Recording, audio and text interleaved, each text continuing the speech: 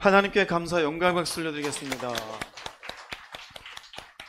옆에 분하고 인사하겠습니다. 좋은 추석입니다. 네. 어떤 가정은 싸움이 나는 추석이 될 수도 있는데 여러분의 가정에는 웃음이 넘치시기 바랍니다. 네. 오늘 본문 말씀 보겠습니다. 요한복음 4장 20절에서 23절 말씀 함께 합독하시겠습니다. 우리 조상들이 이 산에서 예배하였는데 당신들의 말할 예배할 곳이 예루살렘에 있다. 그래서 이르시되 여자여 내 말을 믿으라. 이 산에서도 말고 예루살렘에서도 말고 너희가 아버지께 예배할 때가 이르리라. 너희는 알지 못하는 것을 예배하고 우리는 아는 것을 예배하노니 이는 구원이 유대인에게서 남이라. 아버지께서 참되게 예배하는 자들은 영과 진리로 예배할 때가 오나니 곧 이때라. 아버지께서는 자기에게 이렇게 예배하는 자들을 찾으시느니라. 아멘.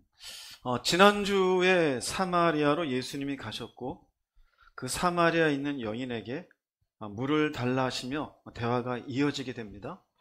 그런 대화가 이어지는 순간에 예수께서 하시는 말씀이 이 물을 마시면 다시 목마르거니와 내가 주는 물을 마시는 자는 영원히 목마르지 않다. 그 말씀에 대해서 말씀을 나누었습니다. 세상에서 주는 물, 물질이든지 권력이든지 재미이든지 정욕이든지 이건 언제든지 한계가 있어요. 결국 우리 내면에 있는 근원적인 목마름들, 불안함은 해소되지 않아요. 사랑은 채워지지 않고 죽음의 문제는 해결되지 않죠. 그러나 주님이 주시는 물, 주님이 선포하시는 말씀 가운데 온전히 믿음으로 받아들이게 되어지면 근원적 목마름이 해결되게 되어진다. 그랬더니 여인이 말합니다. 이 물을 나한테도 주소서. 나도 목마르지 않고 다시는 물길로도 안 왔으면 좋겠습니다. 그랬더니 난데없이 주님이 남편 데려와라 그랬었죠. 남편의 이야기를 하면서 여인이 사실은 사랑에 목마른 인생이었고 그 남편 5을 바꾸는 동안에도 결코 근원적인 목마름이 해결되지 않는 인생이었음을 깨닫게 하시죠. 그 깨달음 뒤에 여인이 말합니다. 내가 보니 당신은 선지자입니다. 당신은 선지자입니다. 그 말씀이 지금 오늘 읽으신 19절까지 말씀입니다. 자, 그런데 대화의 주제를 보세요. 물이 있었습니다. 그 다음 세상에 주는 물과 주님이 주시는 물이 있었습니다. 남편 얘기를 하면서 이 여인의 공허함을 지적했습니다. 여인이 갑자기 주제를 바꾸죠. 이 말씀 보니까 무엇이 주제인 것 같습니까? 예배입니다. 갑자기 여자가 예배 얘기를 합니다. 우리 조상들은 이 산에서 예배했는데 당신들의 말은 예배할 곳이 예루살렘에 있다고 얘기합니다. 이 여인이 이 말을 하는 것은 부끄러운 남편의 과거 이야기를 쭉 끄집어내니 화제를 돌리려고 하는 걸까요? 갑작스럽게 민망하니까 이 이야기를 더 꺼내는 것이 싫어서 지금 예배라는 주제로 돌리는 걸까요? 왜 이 여인은 예배에 관한 질문을 했을까요? 여기에는 분명한 이유가 있습니다. 예배에 관한 질문은 자기의 삶이 사실은 세상이 주는 물로 채우려 했던 헛된 인생을 어떻게 했어요? 깨달은 겁니다. 이거 중요합니다. 아는 게 아닙니다. 깨닫는 겁니다. 깨닫는 순간은요, 환멸이 생깁니다. 깨닫는 순간은요, 부끄러움이 생깁니다. 깨닫는 순간은요, 다시는 그러고 싶지 않은 마음에 어떤 의연한 마음이 생기게 되어져. 아는 거는요, 계속 그러고 살아요. 이거 헛된 건데. 이거 헛된 건데. 자꾸 내가 이 짓을 왜 하나. 근데 반복적인 거예요. 근데 이것을 깨닫고 나면은 하나님을 내가 어떻게 되겠구나? 바르게 섬겨야겠구나. 깨달을 때 가능해요. 알기만 하는 것은 바르게 섬겨야겠다는 마음이 생길까요? 안 생길까요? 안 생깁니다. 이거 잘 기억해야 됩니다. 깨닫게 되니까 하나님을 바르게 섬겨야겠다는 마음이 예배에 관한 질문으로 이어진 것이에요. 우리도 똑같아요. 인간은요, 자신의 죄를 깨닫고 비로소 헛된 인생임을 깨닫고 영적인 목마름, 지난주 말씀했죠? 근원적인 목마름에 대해서 어떻게 하면 목마름을 채울 수 있을까? 이제는 돈도 아니고 쇼핑도 아니고 사람들의 박수소리도 아닌 하나님으로부터 채워진 이 목마름을 어떻게 할까라는 마음을 가지면 하나님을 바르게 섬기려고 열망하게 되어져 있습니다. 예를 들자면 내가 일종의 회개를 했어요. 회개하고 나면 예배에 열정이 생기던가요? 안 생기던가요? 생기게 되어져 있어요. 회개하기 이전에는 11시 딱 맞춰와요. 그러다가 2분, 3분 괜찮다 생각해요. 그런데 물론 그러다 잘못된 건 아니에요.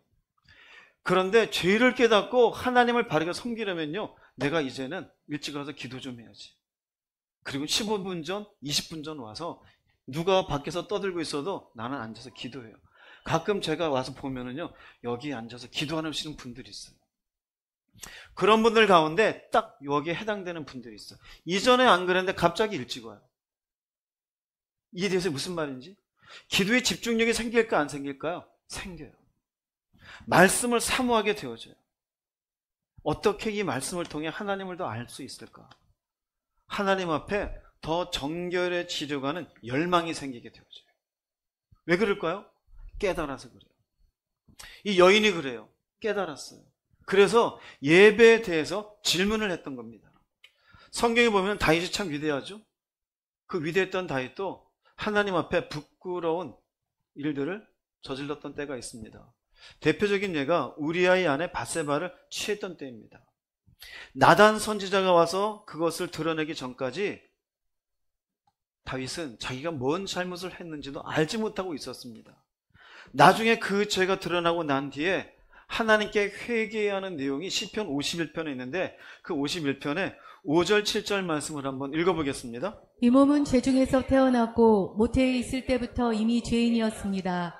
그러나 당신은 마음속에 진실을 기뻐하시니 지혜의 심오함을 나에게 가르쳐 주소서. 정화수를 나에게 뿌리소서. 이 몸이 깨끗해지리이다. 나를 씻어주어서 눈보다 더 희게 되리이다.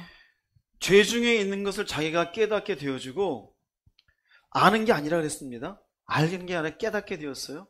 하나님에 대한 열망이 생기니까 뭐라 그래요? 나를 가르쳐 주세요. 어디에 대한 열망일까요? 하나님이 누구이신지, 내가 어떻게 살면 되는 것인지, 하나님을 제대로 섬기는 법이 무엇인지 이 말씀을 이전에도 봤지만 그 심오함을 나에게 좀 알려주십시오. 나를 씻어주셔서 정결해지려는 마음을 가져요. 정결해지려는 마음. 교회 가운데 있다 보면 제가 목회하면서 많은 분들이 은혜 받고 회개하고 하나님 앞에 정말 이제 믿음 가운데 똑바로 살겠습니다 하는 분들이 공통적으로 저한테 와서 하시는 말씀이 있어요. 수십 명이. 혹시 제가 하나님 앞에 잘못된 모습이 보이면 저에게 말씀해 주세요. 그런 말을 저에게 하셨던 분 아멘 해보세요. 크게 하나 많잖아요. 그죠? 저한테 하셨던 분들이에요. 저한테. 왜 그래? 어떤 마음이에요? 나를 씻어달라 이거예요. 하나님 앞에 온전히 내가 잘 섬기는 사람으로 서고 싶다는 얘기예요. 신약에 있는 말씀을 볼게요. 누가복음 18장 13절 말씀 읽어보겠습니다. 세리는 멀리 서서 감히 눈을 들어 하늘을 쳐다보지도 못하고 다만 가슴을 치며 이르되 하나님이여 불쌍히 여기소서. 나는 죄인이로소이다 하였느니라. 네, 우리가 잘 아는 구절에 세리는 감히 눈을 들어서 하늘을 쳐다보지도 못해요. 그리고 뭐라 그래요? 나는 죄인입니다. 나 좀 어떻게 여겨주소서? 불쌍히 여겨주세요. 즉 세리는 자신이 죄인임을 어떻게 해요? 알기에 긍휼을 간절히 사모하며 기도해요. 뭘까요? 하나님을 향하여 간절히 그 마음으로 무엇을 구하는 걸까요? 긍휼과 은혜를 구하는 거예요. 무엇이 시작이 됐을까요? 여기에요. 내가 죄인입니다. 우리도 똑같아요. 예배에 누가 관심이 있을까요? 깨닫는 사람. 누가 깊이 예배에 집중을 하게 될까요? 깨닫는 사람. 누구처럼요? 사마리아 여인처럼, 세리처럼, 다윗처럼. 예배라는 용어 자체를 조금 볼게요. 예배라는 말은 프로스쿠네오거든요. 이 말의 의미는 얼굴을 땅에 대고 절하는 거예요. 입을 맞추는 거예요. 그럼 이걸 예배했으면은 누구를 향해서 이렇게 하는 걸까요? 그럼 하나님을 향해서 이렇게 입을 맞추고 얼굴을 대고 절한다는 의미는 뭘까요? 일종의 사람이라고 따져봅시다. 사람 앞에 내가 절을 했다는 의미는 뭘까요? 내가 당신 앞에 복종합니다. 당신을 높여드립니다. 나는 아무것도 아닙니다. 그래서 전쟁하고 나면은 패장은 이긴 승장에게 와서 무릎을 꿇는 거예요. 우린 누구에게 무릎을 꿇어요? 하나님에게. 즉 이 말은 하나님에 대한 존경을 담는 거예요. 당신은 높으신 분이십니다. 당신을 사랑하는 마음을 갖습니다. 당신이 무슨 말씀을 하든지 제가 복종하겠다는 무엇을 담아요? 마음을 담는 거예요. 마음을 담는 거예요.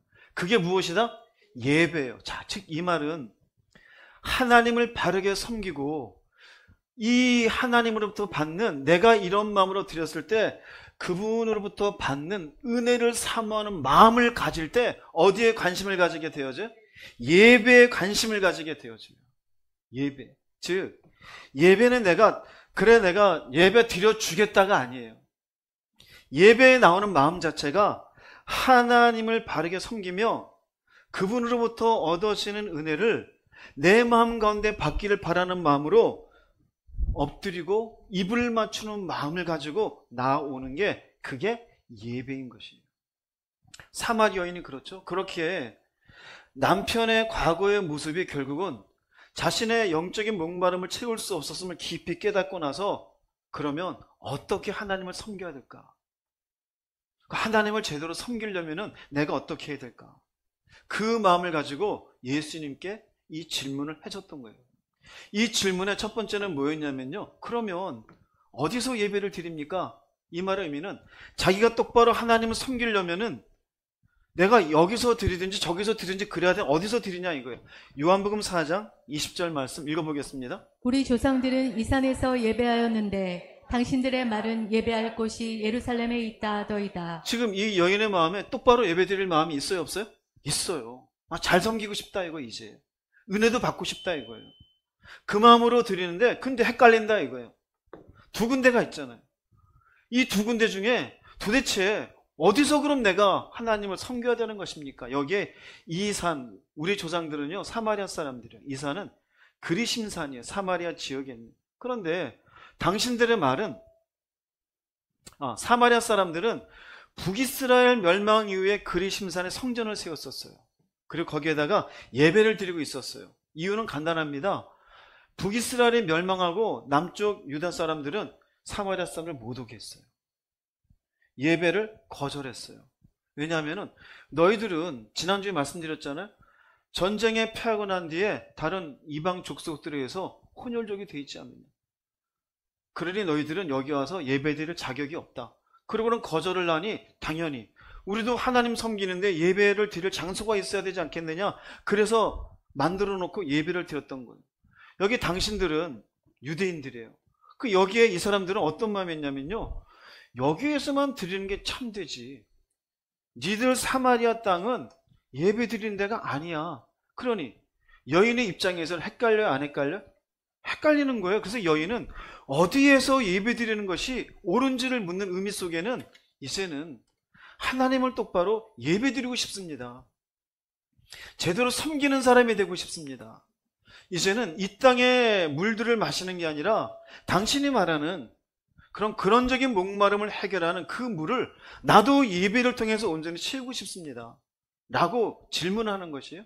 즉 사마리아 여인의 입장에서는 당연할 수밖에 없는 게, 그 당시 생각해 보세요. 똑바로 예배 드리는데 우리가 드린 사마리아 땅 예배는 아무것도 아니라 그러니 그럼 내가 예배 드려봐야 의미가 없다는 것인가? 그런데 유대 땅에 가서 예배 드리려면 사마리아 여인 자기는 사람들이 취급도 안 해주고 맞아주지도 아니하니 어떻게 거기 가서 예배 드릴 수 있을까? 이거는 난감한 문제였던 거예요. 그랬더니 예수님이 4장 21절에 이렇게 말씀합니다. 읽어보겠습니다. 예수께서 이르시되 여자여 내 말을 믿으라. 이 산에서도 말고 예루살렘에서도 말고 너희가 아버지께 예배할 때가 이르리라. 네, 여자여 내 말을 믿으라. 이 말의 의미는, 여자여 사람들이 하는 말들 뭐 하지 말아라? 귀에 기울이지 말아라. 사마리아에서 예배를 드리는 게 맞네, 예루살렘 가서 예배를 드리는 게 맞네, 이거 귀에 기울이지 말아라. 내가 하는 말 잘 들어라. 이 산에서도 말고 예루살렘에서도 말라. 이 말의 의미가 뭘까요? 첫 번째 의미, 이 말은요, 예배는 뭐가 중요한 게 아니다? 장소가 중요한 게 아니에요. 위례에서 예배를 드리든지 우리가 주일날 예배 딱 끊고 가평 가서 예배를 드리든지 그 장소는 중요한 게 아니에요. 오늘 추석이 되어져서 여기서 예배 드리는 분들도 있고 속초에서 지금 보시는 분들도 있고 저기 지금 미국 땅에 계신 분들도 있어요. 보는지 안 보는지 모르시겠지만 장소는 중요한 게 아니에요. 즉 여기 말은요, 하나님 앞에 중요한 것은 이런 장소 안에 다른 게 있는데 무엇이다? 너희가 아버지께 예배할 때가 이르리라. 장소보다 중요한 게 있대. 근데 여기 아버지라 그래요. 하나님이라 그러지 않고 너희가 아버지. 왜 그러냐면요, 구약에서는 하나님이 거리감이 있어요. 구약의 이사야라든지 예레미야 이런 곳에 말라기에서도요, 몇 군데 없어요. 4군데 5군데 아버지라는 표현이 나와요. 그 아버지는 집단적인 아버지, 이스라엘 민족의 공동체와 언약을 맺은 아버지로서만 표현이 되어져요. 개인적이지 않아요. 인격적이지 않아요. 그런데 너희가 아버지께는요, 이제는 관계적이고 인격적인 하나님을 표현하는데 그때가 언제요? 이르리라. 언제 이르게 되어집니까? 예수님의 십자가와 부활 이후에 하나님과의 친밀한 예배를 드릴 때가 이르리라 라고 말씀하는 것이에요. 그럼 이제 헷갈리게 되어지죠? 아니, 장소가 중요하지 않은데 그럼 개인적이고 인격적으로 하나님께 드리는 예배가 뭔가, 아버지께 예배할 때가 이른다는 이 두 번째 의미는요, 예배는 장소가 중요하지 않으니 그 장소에서 드려지는 소잡고 양잡고 비둘기 잡는 그 의식은 중요한 게 아니다. 이제는 하나님과의 친밀한 관계 속에서 뭐 하는 것이다? 드리는 것이다. 이 말을 정리해 드리면요, 십자가 사건 이후 성도는 장소도 중요한 게 아니에요. 그곳에서 어떤 식으로 드리냐도 중요한 게 아니에요. 친밀한 관계에서 드린다는 의미는요, 삶으로 아버지께 예배할 때가 이르리라 입니다. 자, 이 말을 좀 더 여러분이 이해하기 쉽도록 말씀드릴게요. 성전에 시작되어진 원뿌리는 어디서 시작된 걸까요? 성막이에요. 어렵지 않죠? 성막이에요. 성막의 특징이 3가지 있습니다. 하나님의 성막을 지어서 이스라엘 백성들이 광야 생활을 지나가도록 할 때 3가지가 있어요. 하나는 내가 너희와 함께한다. 하나님의 임재입니다. 두 번째는 여기에서의 죄사함입니다. 죄사함의 여러 가지 제사를 통해서 하나님과의 관계를 유지하게 합니다. 세 번째는 하나님의 인도입니다. 이곳에 계시는 불기둥으로, 구름기둥으로 계신 하나님이 움직이면 이스라엘 백성을 움직이고 멈추면 멈추게 하셨어요. 성막의 큰 3가지 기능입니다. 이것이 발전해서 성전이 되어졌어요. 그런데 예수님이 십자가 지시기 전 하신 말씀 가운데 이 성전을 뭐 하라 그랬어요? 허물라. 내가 사흘 안에 지으리라. 그리고는 예수님이 십자가 지시면서 성전 안에 있는 성막 지성소에 있는 휘장이 어떻게 됩니까? 찢어집니다. 이 의미는 이제는 누구든지 하나님께 나아가는 시대가 되었다는 것이에요. 그래서 바울이 마침내 선포하기를 너희가 하나님의 무엇인 것과 성전인 것과 하나님의 성령이 너희 안에 계시는 것을 알지 못하느냐. 이제는 성전이 누가 되었어요? 우리가 되었어요. 자, 그러면 성막에 원래 3가지 특징 기능이 있었잖아요. 우리가 성전이 되었어요. 이 성전에 3가지 기능이 우리 안에 임했을까요? 안 했을까요? 임했어요. 이제는 성령이 우리 안에 계셔요. 이제 내가 죄를 지었을 때 예수 그리스도의 피로 이제 짐승을 잡지 않아요. 회개하여 하나님과의 관계가 회복될 수 있어요. 성령 안에 교제하며 하나님의 인도하심을 받을 수 있어요? 없어요? 받을 수 있어요. 그럼 내가 곧 무엇이 되어졌어요? 성전이 되어졌죠. 그럼 예배는 이제는 너희가 장소도 아니고 의식도 아니고 아버지께 예배할 때가 됐다는 의미가 뭐여야 돼요? 성전된 내 삶으로 아버지께 드리는 날이 온다는 거예요. 이해됩니까? 우리 각자가 성전 되어져 삶으로 하나님께 뭐 하는 겁니까? 예배 드리는 거예요. 결국 우리가 하나님 앞에 우리 각자 구별하여 하나님께 드리는 이 자체가 하나님이 받으시는, 그분이 받으신 예배라는 거예요. 이것을 잘 보여주는 말씀이 로마서 12장 1절 말씀이에요. 읽어보겠습니다. 형제들아, 내가 하나님의 모든 자비하심으로 너희를 권하노니 너희 몸을 하나님이 기뻐하시는 거룩한 산 제물로 드리라. 이는 너희가 드릴 영적 예배니라. 네, 이것이 예배라는 거예요. 너희 몸을 하나님이 기뻐하시는 거룩한 산 제물로 드리라. 주일날 예배 시간 여기 와서 집중하고 있으라 그런 얘기 하는 게 아니에요. 주일날 예배 드릴 때 사도신경을 하고 주기도문을 하고 성시교독을 하고 축도를 받아라 그리하게 예배다 그런 얘기를 하는 게 아니에요. 여기 이 말은요, 너희 성도를 얘기하죠. 성도가 평범한 일상, 집에서 남편과 이야기를 하고 뭔가의 문제를 회의하고 결정을 내린 그 일상들, 직장생활, 가정, 인간관계 속에서 자신을 거룩한 산 제물로, 거룩하단 말은 구별하단 말이에요. 자신을 구별하는 건 뭐하고 구별하는 걸까요? 세상의 방식과 다르게, 세상에서 추구하는 것과 다른 방식으로 결정을 하고 사람과 관계를 유지하며 살아가는 것이 무엇이다? 이것이 영적 예배니라. 이게 예배라는 거예요. 이걸 이렇게 기억하세요. 하나님 받으신 예배는 삶의 예배예요. 삶의 예배. 그러면 여러분들은 나는 온전한 예배를 드렸는가는 어디서 봐야 돼요? 내가 일하는 일터에서, 집에서 남편과의 관계 속에서 소리 지르고 악다구니 쓰고 이겼네 졌네, 그게 하나님 앞에 구별된 예배일까요? 여러분의 인간관계 속에 미운 놈은 미운 채로 좋은 놈은 좋은 채로 그냥 삽니까? 용서는 어디 있고 사랑은 어디 있어요? 그게 온전한 구별된 인생일까요? 예배가 아닙니다. 삶의 예배가 엉망인 사람이 교회에 와서 시간을 드리는 장소와 의식을 지키는 게 온전한 하나님 받으시는 예배일까요? 예배가 아니라는 거예요. 주님이 하시는 말씀이에요. 지금 주님이 하시는 말씀이에요. 자, 그러면 이게 삶의 예배가 있으면 지금 여러분들이 예배 드리는 주일 예배는 뭐란 말인가? 주일 예배는 사도행전 2장을 볼게요. 사도행전 2장 42절 말씀 읽어보겠습니다. 그들이 사도의 가르침을 받아 서로 교제하고 떡을 떼며 오로지 기도하기를 힘쓰니라. 네, 교회의 시작이 되어진 초대교회의 모습이에요. 성령이 임하게 되어졌을 때 그들은 이렇게 모여서 가르침받고 교제하고 기도하기 힘썼대요. 그럼 주일 예배는 뭘까요? 주일 예배는 성도들이 함께 모여 중요한 건 가르침이에요. 가르침은 무슨 의미가 있을까요? 올바른 디렉션이에요. 말씀에 대해 개인적인 편견을 가지고 세상적인 자기 이해를 가지고 말씀을 보면은 수십 가지 수만 가지 해석이 나오겠죠. 내가 알지 못하는 아니면 혼돈스러운 부분들에 대해서 올바른 디렉션을 받는 거예요. 이렇게 살아가는 것, 이렇게 하나님을 섬기는 법, 이렇게 하는 것이 하나님이 기뻐하는 법, 그게 필요할까요? 필요하지 않을까요? 필요해요. 필요해요. 그리고 어떻게 합니까? 교제해요. 공동체적으로. 왜 필요할까요?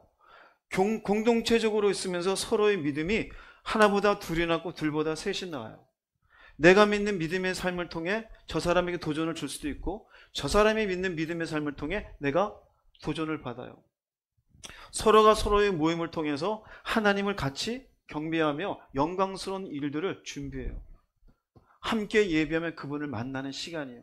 이것 또한 필요할까요? 필요하지 않을까요? 필요해요. 그런데 더 중요한 건 일주일이 있잖아요. 주일 예배는 하루 해요. 6일간은 뭐 해야 될까요? 자기 개인의 예배를 드려야 돼요. 어느 게 더 중요할 것 같아요? 개인의 삶으로 드려진 예배가 더 중요해요. 자, 그러면 주님이 지금 사마리아 여인하고 대화합니다. 사마리아 여인은 헷갈렸어요. 어디서 그럼 예배 드리면 하나님 섬기란 말인가? 예수님 딱 잘라 말합니다. 장소가 중요한 게 아니다. 그리고는 아버지께서 예배 받는 그때가 올 거라고 얘기하셔요. 자, 이 말씀이 우리에게 주는 교훈이 있어요. 뭐냐면 하나는 예배는 장소가 중요하지 않습니다. 두 번째는 예배는 형식이나 의식이 아니에요. 삶 전체가 예배가 돼야 돼요. 때로는 사람들이 교회에서 사람들에게 비춰지는 자기의 모습으로 그게 예배인 줄 알아요. 아니면 그게 믿음 생활인 줄 알아요. 근데 하나님은 이미 말씀하셨어요. 이런 의식이 아니라 삶 전체가 예배이다. 그 세 번째는요, 주일 예배와 삶으로 드려지는 예배는 서로 연결돼야 돼요.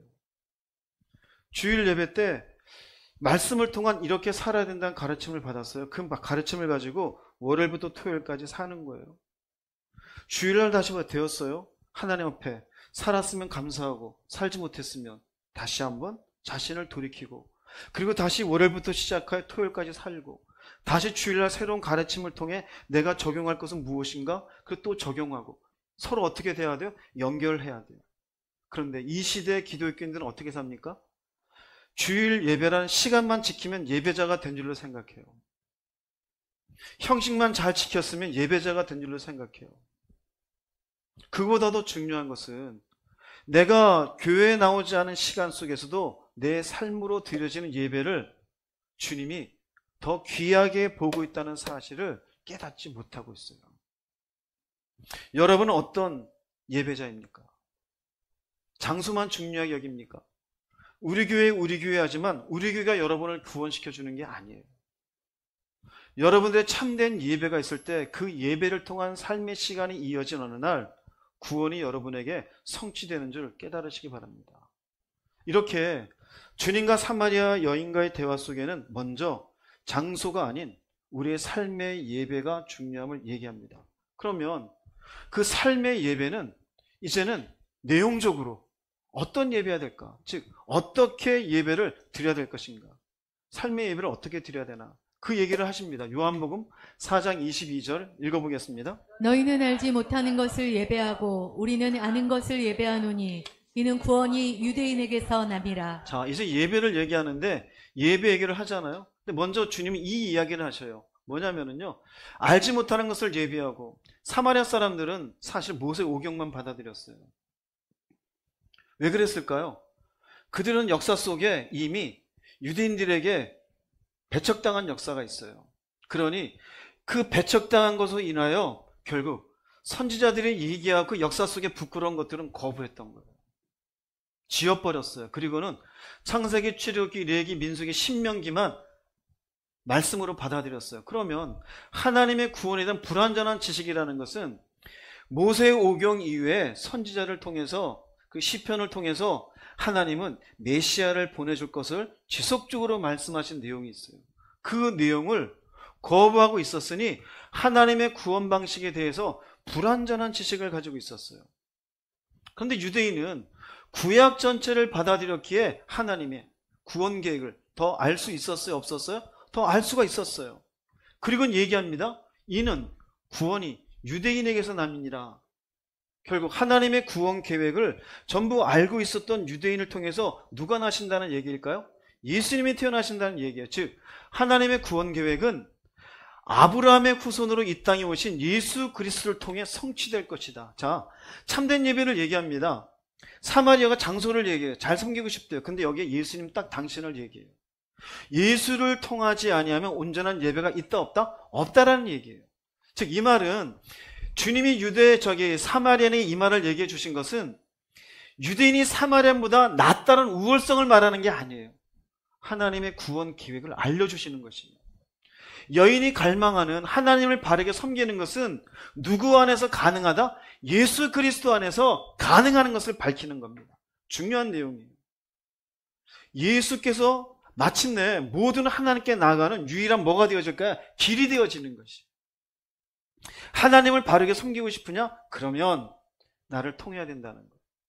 그래서 그 다음에 주시는 4장 22절이잖아요. 그리스도 안에서 가능하다고 밝히죠. 40, 23절을 이렇게 얘기하십니다. 23절 읽어보겠습니다. 아버지께서 참되게 예배하는 자들은 영과 진리로 예배할 때가 오나니 곧 이때라. 아버지께서는 자기에게 이렇게 예배하는 자들을 찾으시느니라. 여기서도 아버지가 나옵니다. 아버지께. 여기 아버지께는요 다릅니다. 예배의 대상이라는 거예요. 근데 어떤 대상이에요? 나와 인격적 관계를 맺은 하나님이셔요. 나와 인격적 관계를 맺은 하나님. 이게 무슨 말일까요? 나와 인격적 관계를 맺었다는 의미는 예수 그리스도를 통하여 하나님과의 관계가 회복된 사람을 얘기해요. 지금 요한복음 4장이잖아요. 근데 우리가 1장부터 쭉 보면 영접하는 자, 그 이름을 믿는 자는 하나님의 자녀가 되는 권세를 주셨다 그래요. 너희가 물과 성령으로 거듭나지 아니하면 하나님 나라를 볼 수 없다 그래요. 하나님이 세상을 이처럼 사랑하사 독생자를 주셨으니 이는 저를 뭐하는 자마다 믿는 자마다 멸망치 않고 영생을 주게 하려 하심이니라. 즉 여기에 영접, 거듭남, 믿는 사람 똑같아요. 관계가 회복된 사람. 관계가 회복됐다는 의미는 그분을 받아들여요. 거듭났어요. 예수 그리스도가 어떤 분인지 믿는 사람이야. 즉 예배는 예수님의 십자가를 믿어 하나님의 자녀가 하나님께 드리는 것이에요. 즉 예배자가 있어요. 예배자는 예배를 받으신 하나님과의 관계가 회복됐을 때 가능한 거예요. 이게 참된 예배예요. 회복이 되지 않았어요. 하나님이 누군지도 모르는데 참된 예배이냐? 예배의 자리는 있을 수 있어요. 그러나 참된 예배가 될 수 없어요. 또 조금 전에 22절부터 나온 말씀에 의하면은 예배 드리는 자리엔 참석했어도 나머지 7일 동안에 6일 동안에 참된 삶으로 예배가 가능할까요? 불가능할까? 불가능할 수밖에 없어요. 왜? 그 예배를 받으신 분이 나한테 요구하는 게 뭔지를 모르니까요. 그러니 주일날 예배는 참석했어도 하나님 관계가 회복되지 않은 사람은 그냥 하고 싶은 대로 살고 감정을 다 표현하고 세상의 방식대로 살아갈 뿐. 그러나 다시 주일날 와서 도대체 이 사람들이 어떻게 믿는가? 나도 궁금해서 나왔을 뿐. 예배에 의하면 이분들은 아직 참된 예배자가 아니에요. 왜요? 예배의 대상은 아버지거든요. 근데 본인이 그분이 아직 아버지인지도 몰라요. 그러니 어떻게 참된 예배가 될 수 있겠어요? 누가 하나님께 온전한 예배를 드리는 사람이냐? 예수님의 십자가를 믿어 자녀가 되었음을 믿고 그 자녀된 자리에서 아버지라고 확인하며 나아가는 사람이 참된 예배를 드리는 사람이에요. 그 다음 두 번째 의미로 참되게 예배하는 자들은 영과 진리로 예배가 할 때가 온다. 참되게 예배하는 자들은 영과 진리로. 드디어 여기 참되게 어렵게 생각할 게 없어요. 올바르게요. 올바르게. 그 말의 의미는 올바르지 못하게 예배하는 사람들도 있다 없다? 있다란 얘기예요. 그 올바르게 하나님 앞에 올바르게 드려진 예배는 어떻게 예배하래요? 영과 진리로 예배하래요. 참된 예배자는 영과 진리로 예배하는 사람이에요. 굉장히 중요합니다. 여러분 이 말 다 이해합니까? 이 말 다 이해해요? 그냥 예전에 우리 개혁성경 가면 신령과 진정으로 그러죠. 뭔 말인지도 모르잖아요. 신령과 진정으로. 뭔 뜻이야? 근데 그냥 다 신령과 진정으로. 그럼 진정으로라는 의미 속에 뭐가 진정서를 써내나? 뭐 어쩌자는 거지? 애매하잖아요. 오늘 이 말씀을 명확하게 여러분들에게 드릴게요. 온전한 예배자가 되시기 바랍니다. 올바르게 예배하십시오. 영과 진리로한 얘기는요. 엠프뉴마티카의 알레세이아예요. 그 여기에 N이라는 말은요. 인이라는 말이에요. 인, 안에. 근데 이거는 두 가지 다가 똑같아요. 카이는 엔드예요. 두 가지 가치예요. 푸뉴마티는요. 영의 성령이에요. 알레세이아는요. 진리예요. 즉 성령과 진리 안에서 예배하라는 얘기. 이게 참된 예배예요. 그럼 여기 속에는 이미 장소라는 게 있어요? 없어요? 없어요. 의식이라는 게 있어요? 없어요? 없어요. 즉 이 말은 어디와 연결되냐면요. 삶으로 드려진 예배에 연결되어져요. 삶으로 드려진 예배가 성령 안에서 그리고 진리 안에서 살아가지는 예배가 되라라는 얘기예요. 이걸 조금 더 설명해 드릴게요. 그러면 성령 안에서는 뭐냐면요. 성령님과 교제하는 가운데 하나님을 찾고 기도하며 하나님을 향하는 마음. 우리가 하나님의 성전이 되었으니 우리 안에 누가 계세요? 너희가 하나님의 성전인 것과 하나님의 성령이 너희 안에 거하시는 거예요. 그럼 성령이 우리 안에 계셔서 뭐하러 계셔요?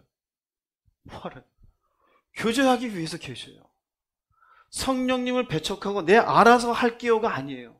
그러면 성령 안에서 그분이 받으시는 삶으로의 예배라는 건 성령님을 의식하며 그분과 교제하여 하나님을 찾고 하나님을 향하는 마음을 가지는 삶을 사는 것이 그분이 받으시는 예배자의 모습이라는 거예요.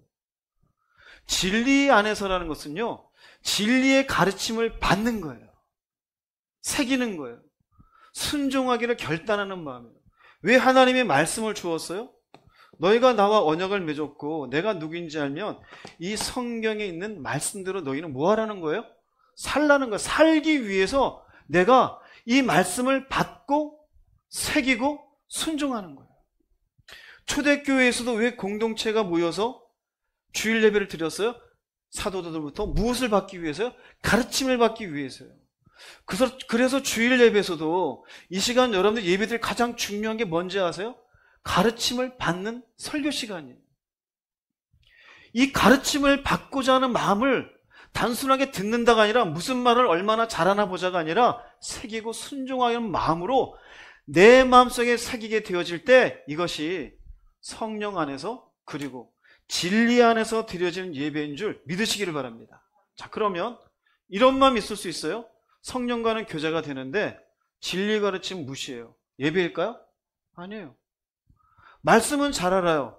근데 그분과의 교제는 없어요. 이것도 그분이 받으신 예배일까요? 아니에요. 요 애는요, 두 가지 다예요. 두 가지 다예요. 누가 이렇게 예배 드려야 돼요? 아버지라고 부르는 사람. 예수를 믿는 사람. 예수님의 피가 내 죄를 사했다고 믿는 사람은 이 두 가지가 함께 할 때 어떤 예배가 되어져요? 참된 예배. 올바른 예배라는 거예요. 올바른 예배. 그럼 이런 생각까지죠? 아니, 그러면 뭐 어쩌라는 거야? 그럼 교회 가지 말라는 거고 왜 꼭 하나님이 이렇게 어렵게 하실까? 그 뒤에 하시는 말씀이 있어요. 요한복음 4장 24절 말씀 한번 읽어보겠습니다. 하나님은 영이시니 예배하는 자가 영과 진리로 예배할지니라. 사마리아 여인도 헷갈리고 있잖아요. 그리고 그 뒤에 말씀을 볼 우리도 헷갈릴 수 있잖아요. 영과 진리로 예배하는 게 무엇일까? 사마리아 여인이 생각할 땐 장소가 중요했고 의식이 중요했는데 그게 필요 없고 삶의 예배를 얘기해요? 지금 우리도 그렇죠? 주일날 11시에 와서 예배 드리고 여기에서 어떤 의식적인 절차를 따지고 축도 딱 받아야 오늘 예배 드렸다 그러는데 그게 아니라 그러잖아요. 왜 이렇게 하시느냐? 이유가 나와요. 영과 진리 안에서 예배 드리는 이유는 하나님은 누구이시기 때문에? 영이시기 때문에. 하나님은 물질적 존재가 아니에요. 그러므로 장소에 묶여있는 분이 아니에요. 구약에서는 장소에 계셨어요. 그 성막이라는 장소에, 성전에 형식을 만들어 주셨어요. 속죄제, 속건제, 화목제 각각 어떻게 짐승을 잡아야 되는지. 근데 그런 형식이 이제는 의미가 없잖아요.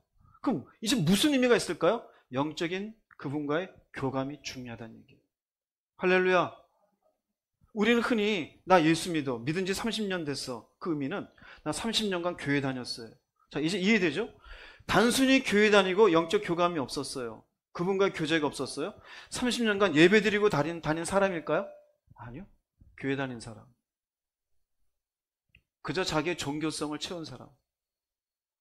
이제 예수 믿은 지 일주일 되었어요. 그런데 그 일주일 사이에 내 내면에 계신 성령님을 충만히 느끼며 하나님의 말씀 가운데 내가 어떻게 하면 살까를 고민하며 오늘 주일날 예배에 왔어요. 하나님의 시선이 그 사람에게 갈까요, 안 갈까요? 가겠죠. 그죠? 하나님은 영이셔요. 그러니 예배하는 자는 영과 진리로 예배하라는 거예요. 즉 성령 안에서 무엇을 드려요? 마음을 드려요. 진리 안에서 무엇을 드릴까요? 이건 삶을 드리는 거예요. 성령과의 교제 안에서 마음을 드리고 진리 가운데 내 삶을 드리는 거예요. 자, 그러면 여기서 여러분 헷갈리는 거 있어요? 성령 안에서 교제하고 한다는 것은 이제 조금 이해가 되실 거예요. 진리 안에서 드린다. 진리 안에서 드리는 예배. 어떻게 내 삶에 적용할까? 왜 이렇게 말씀하실까? 요한복음 14장 6절 말씀 읽어보겠습니다. 예수께서 이르시되 내가 곧 길이요 진리요 생명이니 나로 말미암지 않고는 아버지께로 올 자가 없느니라. 예수님은 길이에요. 즉 아버지라고 부를 수 있는 예수님이 십자가가 아니고는 아버지께 갈 수가 없어요. 두 번째 하신 얘기는 진리예요. 뭐가 진리일까요? 예수님이 하신 말씀이에요. 아버지께로 나가는 이 길로 가려는 사람은 진리 가운데 아버지께로 나가야 된다는 얘기예요. 그 말은 뭐예요? 진리 안에서 자신을 돌아보고 수정하고 결단하는 사람이 예배드린 사람. 진리 안에서. 우리가 처음에 예배라는 그 언어적인 얘기를 봤잖아요. 그분께 입을 맞추고 무엇을 드린다 그랬어요? 내가 절을 하는 게 그분께 대한 존경, 사랑, 복종을 드린다 그랬죠. 자, 그러면 그분이 받으신 얘기는 그분을 향한 당신을 높여드립니다 받으셔요. 당신을 사랑합니다. 섬기는 거예요. 당신이 무슨 말씀하든지 섬기겠습니다. 순종하겠습니다. 그 말의 의미는 그러면 내가 주는 말씀을 보고 너 자신을 돌아보고 고칠 건 고치고 새롭게 살기로 결단하는 모습이 있을 때 그래, 네가 나한테 존경과 사랑과 복종의 마음으로 내게 오는 것을 내가 받겠노라가 되겠죠. 그죠? 이게 뭐예요? 삶의 예배예요. 근데 우리는 어때요? 돌아보지도 않죠. 바꿀 생각도 없죠. 결단하지도 않죠. 내가 성질 나는 대로, 갖고 싶은 대로, 세상 즐기고 싶은 대로 그냥 즐기잖아요. 그분이 받으실까요? 진리 안에서 드려지는 예배가 될 수가 없습니다. 나는 예배자잖아요. 근데 예배 받으시는 분이 어떻게 받으시는지 우리에게 요구하시는 거예요. 단지 교회에 와서 예배 드리는 참석자가 아니라 삶을 통해서 진리 안에 자기를 바꾸어가는 사람이 내가 받는 참된 예배자란 얘기예요. 요한복음 17장 17절 말씀 읽어보겠습니다. 그들을 진리로 거룩하게 하옵소서. 아버지의 말씀은 진리니이다. 주님의 막 기도 가운데 있는 거예요. 주님은 그들을, 제자들을 우리들에게 표현하면 나중에 당신을 섬기는 사람들을 무엇으로 거룩하게 하옵소서? 진리로. 거룩이 뭐라 그랬어요? 네, 구별하는 거예요. 다르게 사는 거예요.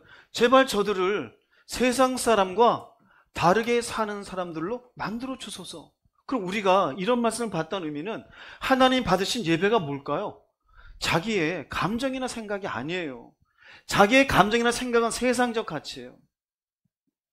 지난주에 말씀드렸던 이 물을 마시는 자는 다시 목마르려니와 육체의 정욕, 안목의 정욕, 이생의 자랑거리로 인생의 행복을 찾는 사람들, 이거 그냥 자기 감정 생각이죠. 그런데 우리가 힘들다 생각하는 건 내가 나한테 관성처럼 되어졌고 내 죄성을 충족해야 하는 재밌는 이것을 이제는 진리를 놓고 나를 바꿔가야 되는 게 힘든 거예요. 그런데 그렇게 바꿔가는 사람이 참된 예배자라는 거예요. 그러니까 바꿔간다는 의미는 뭘까요? 내가 용서하고 싶지 않은데 용서를 하는 거예요. 재밌는 자리인데 재밌는 자리를 거절하는 거예요. 이익이 자리인데 옳지 않은 이익이니 내가 그 이익을 거절하여 손해도 보는 거예요. 이게 뭘 의미해요? 진리 앞에 자기를 부인해요. 뭘 부인해요? 자기가 세상에서 얻었던 감정이나 생각을 부인해요. 근데 부인하지 않으면 진리 가운데 거룩하게 될 수 있어요? 될 수가 없어요. 될 수가 없어요. 그래서 신앙생활은 철저히 말씀 안에서 자기하고 싸우는 거예요. 싸우는 거예요. 하기 싫은데 할 게 많잖아요. 아니면 하고 싶은데 멈춰야 되잖아요. 그 싸움이 있는 사람이 올바른 신앙생활을 하는 사람이에요. 그 신앙생활을 한다는 건 하나님 앞에 올바른 진리 안에서의 예배를 드리고 있는 사람이 되고 있는 거예요. 자기를 부인하지 않는 사람은 여전히 자기의 감정이나 생각이 진리보다 우선되어져 있으니 참된 예배자가 될 수 있을까 없을까요? 절대로 될 수가 없어요. 깨닫기를 바랍니다. 절대로 예배자가 될 수 없어요. 그냥 자기 혼자 그렇게 세상에 얻어진 가치관을 붙잡고 살아갈 뿐이에요. 결국 우리는 진리 앞에 자기를 부인하는 신앙인이 돼야 돼요. 내가 삶이 없는데 어떻게 하나님 받으시는 참된 예배자가 될 수 있겠어요? 이게 두 번째 얘기예요. 즉 아버지의 말씀은 진리, 진리 안에서 드려지는 예배는 바로 이와 같은 예배를 의미해요. 이해되시겠습니까? 그 다음에 세 번째 주님이 하신 말씀이 있어요. 아버지께서는 자기에게 이렇게 예배하는 자들을 찾으시느니라. 세 번째이 아버지를 얘기했고 참되게 예배하는 것 얘기했죠. 그 아버지께서는, 즉 관계를 맺었어요. 자기에게, 즉 하나님에게 이렇게 예배하는 자들을 찾으시느니라. 어렵지 않죠? 여기 아버지는 성도와 인격적이고 진실한 교제를 원하시는 하나님, 그분은 영이시니까 이렇게 어떻게 교제를 원하셔요? 예배를 받기 원하셔요? 영과 진리로, 성령 안에서, 진리의 말씀 안에서 자신을 바꾸어가며, 그냥 교회에 참석하는 게 아니라 그랬습니다. 찾으시느니라. 이렇게 영으로 하나님께 마음을 드리며 말씀 안에서 자신을 바꾸어가며 삶으로 예배하는 자를 하나님은 원하시고 기뻐하신다. 즉 하나님은 영으로 친밀한 교제를 원하셔요. 진리대로 살아가는 사람들을 기뻐하셔요. 자, 중요하죠? 여러분은 어떤 예배자입니까?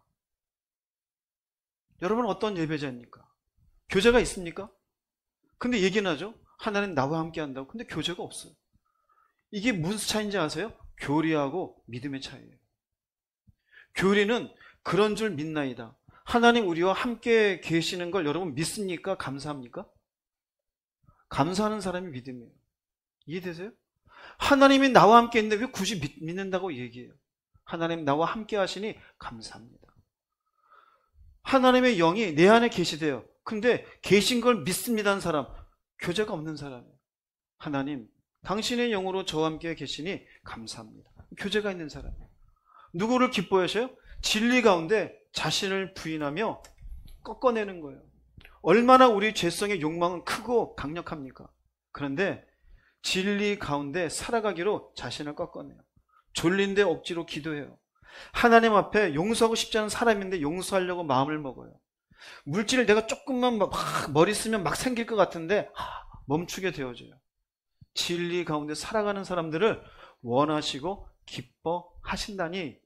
자, 그럼 하나님은 여러분들이 1년 내내 52주의 예배를 드리고 의식을 잘 지키고 교회에 봉사하고 일정한 어떤 재능이 있고 능력이 있어서 사람들의 박수를 받고 그 박수를 통해서 믿음이 좋은 사람처럼 포장되어져 있는 그 인생이 참된 예배자라고 하나님 좋아하실까요? 천만의 말씀이야. 즉 하나님은 단순한 예배행위나 단순한 의식의 사람을 찾는 게 아니에요. 예배하는 사람의 마음과 삶을 보시는 줄 믿으시기 바랍니다. 자신을 보세요. 나 예수 믿어.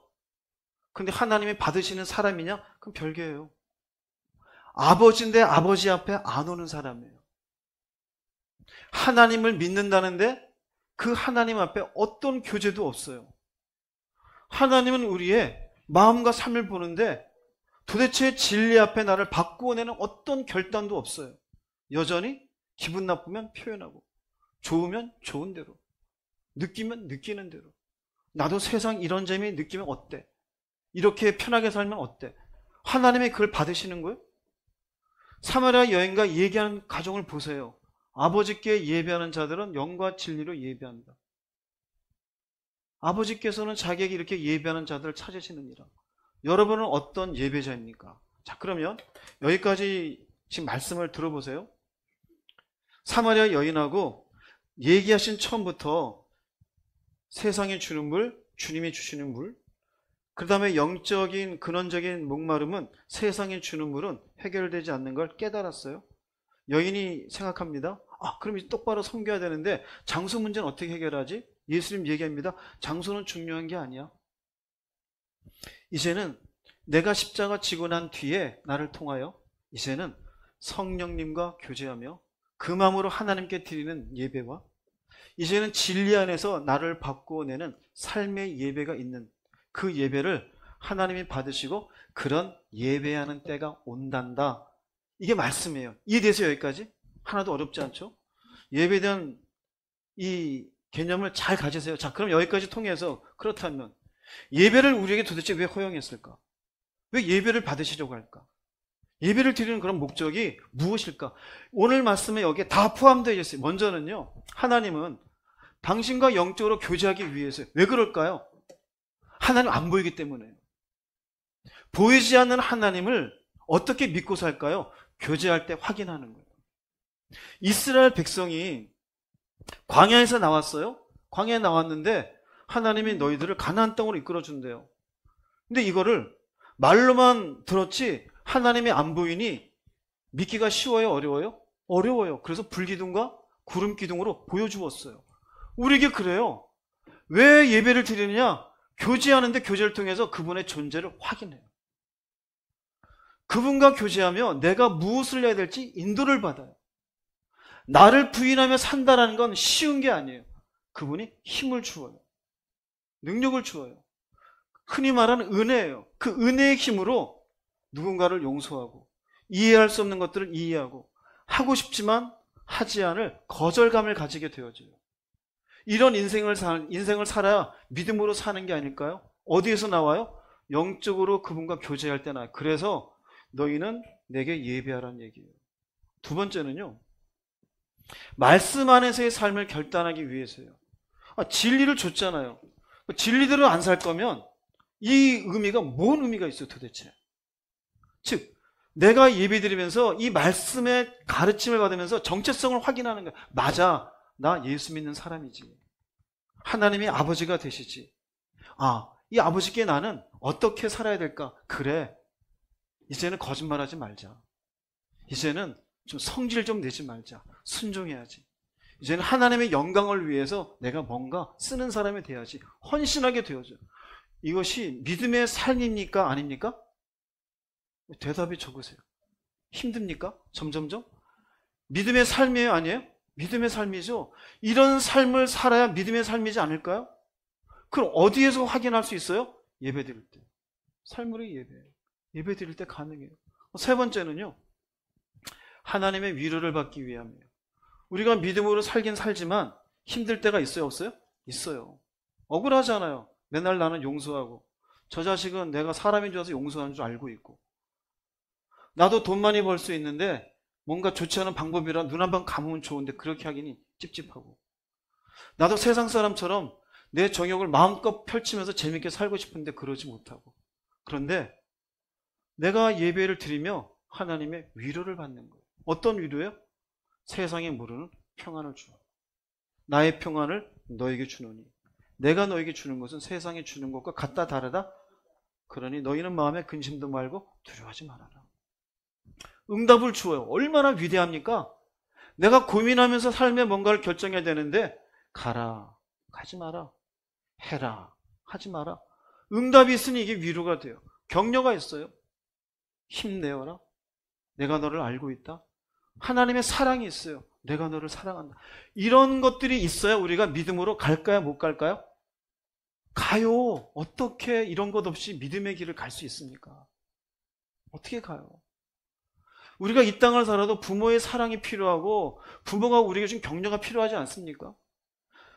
가정이라는 울타리가 편안해야 뭔가 인생 사는데 도움되지 않습니까? 믿음의 삶도 똑같아요. 이거 없으면은요, 늘상 여전히 인생은 불안 가운데 넘쳐나요. 500을 벌어도 불안하고, 1000만 원을 벌어도 불안하고, 5천만 원을 벌어도 불안하고. 어제도 누군가가 저한테 물어보더라고요. 돈은 있어도 없어도 왜 이렇게 모자랄까? 내가 얘기했어요. 있는 사람 있는 대로, 없는 사람 없는 대로 다 부족하게 마련입니다. 그 말이 맞는 것 같아요. 아이고, 그걸 이제 알았나. 어제 운동하는데 예수 안 믿는 사람들이 저한테 묻더라고요. 제가 목사인 거 알고. 세상은 늘상 여전히 영적인 근원적인 목마름에 끊임이 없어요. 예배가 온전히 드려져야 이것이 우리 안에 충만하게 채워져서 무슨 길을 갈 수 있어요?